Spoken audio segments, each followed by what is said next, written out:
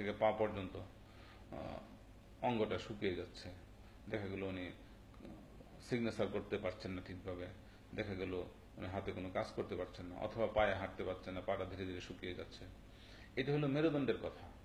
তো এই মেরুদণ্ডের এই যে ডিস্ক প্রলাপস, আমরা এখন যেটা কথা বলছি ডিস্ক প্রলাপস নিয়েই কথা বলছি, এবং বেশিরভাগ ক্ষেত্রে লো ব্যাক পেইন বা কোমর ব্যথার কারণ হলো ডিস্ক প্রলাপস। এটা হোক হাড় ক্ষয়জনিত কারণে, অথবা কোনো আঘাতে হোক, অথবা বিভিন্ন কারণে হতে পারে। তো ডিস্ক প্রলাপস 5 থেকে 30 বছর বয়স পর্যন্ত ডিস্ক প্রলাপস হলো 1 নম্বর কারণ, আর বাকি বয়সগুলোতে ডিস্ক প্রলাপস হলো 2 নম্বর কারণ। আর অন্যান্য কারণগুলোর মধ্যে থাকে যেমন লিগামেন্টের কোনো স্ট্রেন পড়লে, মানে টান পড়লে, অথবা কোনো হাড় ভেঙে গেলে, অথবা কোনো ইনফেকশন হলে, অথবা বিভিন্ন ধরনের বাতজনিত কারণে হতে পারে, অথবা ক্যান্সার, বিভিন্ন দুরারোগ্য ব্যাধির কারণে এগুলো হতে পারে। তো কমনলি যে জিনিসটা হয় ডিস্ক প্রলাপসের জন্যই হয়ে থাকে, এবং ডিস্ক প্রলাপসের যে কারণ সেগুলো একটা হলো হাড় ক্ষয়, আর হলো সামনে ঝুঁকে, অথবা কোনো অ্যাক্সিডেন্টাল কারণে ডিস্ক প্রলাপসগুলো হতে পারে।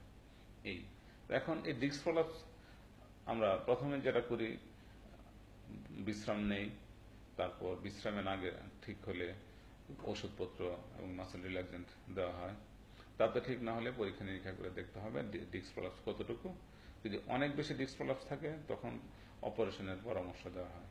তো কেটে অপারেশনটা খুবই ঝুঁকিপূর্ণ, এবং এই জন্য এখন সর্বশেষ মানে আধুনিক যে পদ্ধতি চালু হলো, এগুলো না কেটে লেজার সার্জারির মাধ্যমে সেই ডিস্কের সেই চাপটাকে প্রশমিত করা, মেরুদণ্ডের নার্ভের উপর বা মেরুরজ্জুর উপর যে চাপটা বা স্পাইনাল কর্ডের উপর চাপটা, ওইটাকে প্রশমিত করা।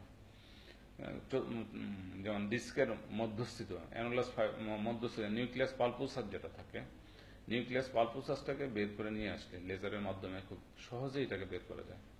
বের করে নিয়ে এসে সেই স্পাইনাল কর্ড অর্থাৎ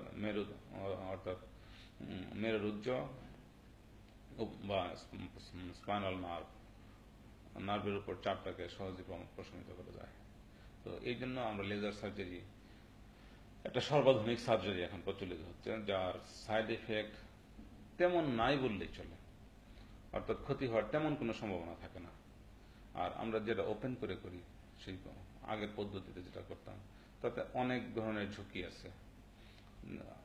অ্যানেস্থেসিয়া দিয়ে অজ্ঞান করতে হয়, তারপর পেশেন্টের প্রেশার থাকলে বা কিডনি ডিজিজ থাকলে, ডায়াবেটিস থাকলে, হার্ট ডিজিজ থাকলে, এগুলো এত বড় অপারেশনের ঝুঁকি নেওয়া যায় না। বয়স্ক মানুষের ক্ষেত্রে তো আরো অপারেশনের ঝুঁকি নেওয়া যায় না।